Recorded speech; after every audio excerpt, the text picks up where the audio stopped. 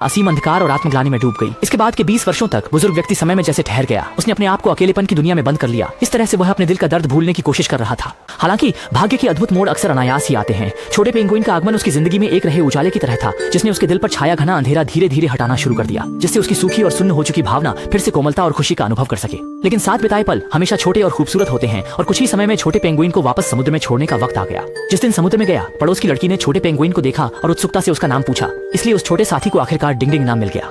इस नाम ने मानो बूढ़े व्यक्ति और डिंगडिंग के बीच की दोस्ती में एक विशेष अर्थ जोड़ दिया। बूढ़ा व्यक्ति डिंगडिंग को धीरे से पुकारते हुए अनिच्छा से चप्पू चला रहा था और गहरे समुद्र की ओर बढ़ रहा था। छोटे द्वीप पर पहुंचकर उसने डिंगडिंग को रेत पर रखा और उसे चेतावनी दी कि कहीं और न जाए। फिर कठोरता से मुड़कर चला गया, परंतु डिंगडिंग ने आकर पीछा किया, जैसे कि वह भी बूढ़े व्यक्ति से अलग होने को तैयार नहीं है।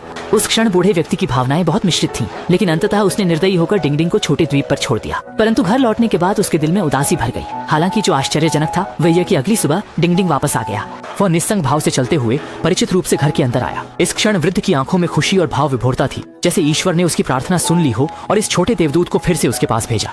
एक बार के पुनर्मिलन ने बुजुर्ग को डिंगडिंग के साथ बिताए समय को और भी अधिक महत्वपूर्ण बना दिया और उनकी जिंदगी फिर से पुरानी खुशियों से भर गई। लेकिन ऐसा लगता है कि भाग्य इस सुंदरता को इतनी शांति से जारी नहीं रहने देना चाहता। एक दिन बुजुर्ग ने हमेशा की तरह डिंगडिंग के लिए नाश्ता तैयार किया, मगर यह देखकर कि वह गायब है, उन्हें केवल रेत पर छूटे कुछ लचर कदमों के निशान मिले। बुजुर्ग का दिल अचानक गहरे गड्ढे में डूब गया, मानो सारी सुंदर खुशियां सिर्फ एक क्षणिक सपना थीं।